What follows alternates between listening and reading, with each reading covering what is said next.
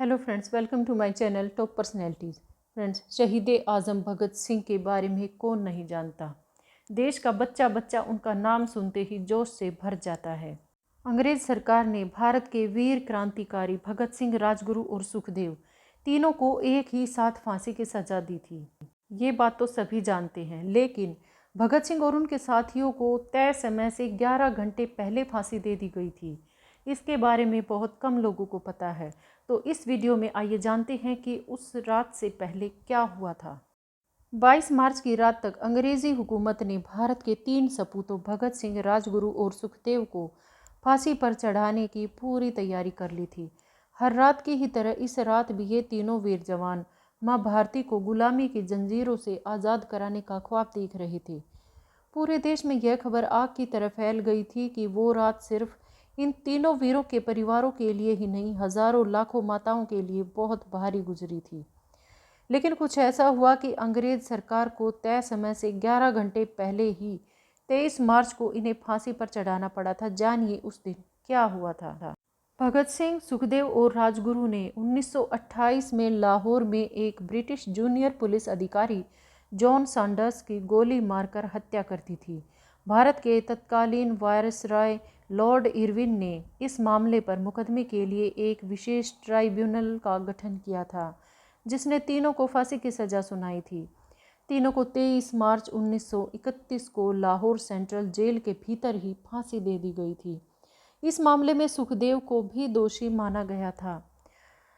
केंद्रीय असेंबली में बम फेंकने के जिस मामले में भगत सिंह को फांसी की सजा हुई थी, उसकी तारीख 24 मार्च तय की गई थी। लेकिन इस दिन को अंग्रेज़ों ने उस डर के रूप में भी याद किया जाना चाहिए, जिसके चलते इन तीनों को 11 घंटे पहले ही फांसी दे दी गई थी। फांसी पर जाते समय भगत सिंह, सुखदेव और राजगुरु तीनों मस्ती से गा रहे थे, मेरा रंग दे बसंती चोला, मेरा रंग दे बसंती चोला, माए रंग दे बसंती चोला। तीनों वीरों की फांसी की सजा पूरे देश में आग की तरह फैल गई थी, जिसके बाद फांसी को लेकर जिस तरह से प्रदर्शन और विरोध जारी था, उससे अंग्रेजी सरकार डरी हुई थी, जिसका नतीजा ये रहा कि भगत सिंह, सुखदेव और राजगुरु को चुपचाप तरीके से तय तारीख से एक दिन पहले ही फांसी दे दी गई थी। जिस वक्त भगत सिंह जेल में थे, उन्होंने कई किताबें पढ़ी थी। 23 मार्च 1931 को शाम करीब 7:33 पर भगत सिंह और उसके दोनों साथी सुखदेव और राजगुरु को फांसी दे दी गई थी। फांसी पर जाने से पहले वे लेनिन की जीवनी पढ़ रहे थे। भगत सिंह को जब जेल के अधिकारियों ने यह सूचना दी कि उनकी फांसी का समय आ गया है, तो उन्होंने कहा था, ठहरिए, पहले एक क्रांतिकारी दूसरे से मिल तो ले। फिर 1 मिनट बाद किताब छत की ओर उछाल कर बोले, ठीक है, अब चलो। भगत सिंह का जन्म 28 सितंबर 1907 को हुआ था। यह कोई सामान्य दिन नहीं था, बल्कि इसे भारतीय इतिहास में गौरवमयी दिन के रूप में जाना जाता है। अविभाजित भारत की ज़मीन पर एक ऐसे शख्स का जन्म हुआ जो शायद इतिहास लिखने के लिए ही पैदा हुआ था। जिला लायलपुर, जो कि पाकिस्तान में है, उसके गांव बावली में क्रांतिकारी भगत सिंह का जन्म एक सामान्य परिवार में हुआ था। भगत सिंह को जब ये समझ में आने लगा कि उनकी आज़ादी घर की 4 दीवारी तक ही सीमित है, तो उन्हें बहुत दुख हुआ। वो बार बार कहा करते थे कि अंग्रेज़ों से आज़ादी पाने के लिए हमें मांगने की जगह रण करना होगा। साल के 9वें महीने का यह 27वां दिन इतिहास में भारत माता के सबसे लाडले पुत्र और अंग्रेज़ों की गुलामी से मुक्ति दिलाने के लिए 23 बरस की छोटी सी उम्र में फांसी के फंदे पर झूल गए अमर शहीद भगत सिंह के जन्मदिन के तौर पर दर्ज है। भगत सिंह बहुत छोटी सी उम्र में ही आज़ादी की लड़ाई में शामिल हो गए और उनकी लोकप्रियता से भयभीत ब्रिटिश हुक्मरान ने 23 मार्च 1931 को 23 बरस के भगत सिंह को फांसी पर लटका दिया था। मौत का सच जानने के लिए लोग यहाँ वहाँ भाग रहे थे और अखबार तलाश रहे थे। उस सुबह जिन लोगों को अखबार मिला, उन्होंने काली पट्टी वाली हेडिंग के साथ यह खबर पढ़ी कि भगत सिंह, सुखदेव और राजगुरु को लाहौर सेंट्रल जेल में पिछली शाम 7:33 पर फांसी दे दी गई। वह सोमवार का दिन था। ऐसा कहा जाता है कि उस शाम जेल में 15 मिनट तक इनकलाब जिंदाबाद के नारे गूंज रहे थे। केंद्रीय असेंबली में बम फेंकने के जिस मामले में भगत सिंह को सजा हुई थी, उसकी तारीख 24 मार्च तय की गई थी। लेकिन उस समय के पूरे भारत में इस फांसी को लेकर जिस तरह से प्रदर्शन और विरोध जारी था, उससे सरकार बहुत डरी हुई थी और उसी का नतीजा रहा कि भगत सिंह, सुखदेव और राजगुरु को चुपचाप तरीके से तय तारीख से एक दिन पहले फांसी दे दी। फांसी के समय जो कुछ आधिकारिक लोग शामिल थे, उनमें यूरोप के डिप्टी कमिश्नर भी शामिल थे।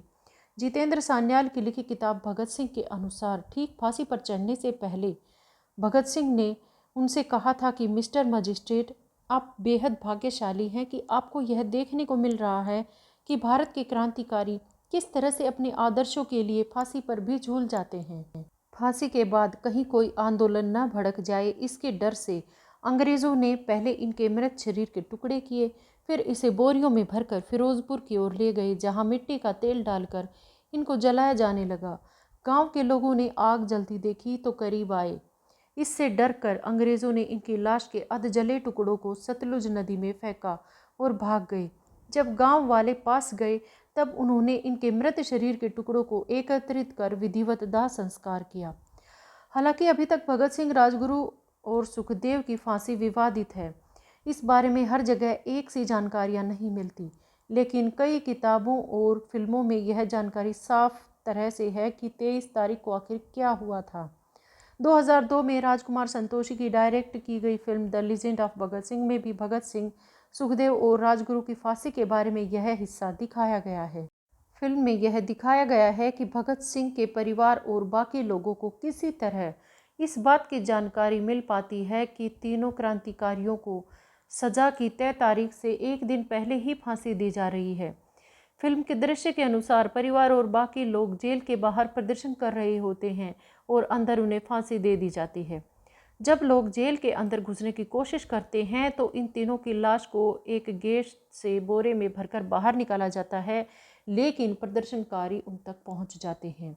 फिल्म में इस दृश्य के अंत में भी दिखाया गया है कि किस तरह ब्रिटिश सरकार, पुलिस उन तीनों की लाश के टुकड़े करके उन्हें जला देती है।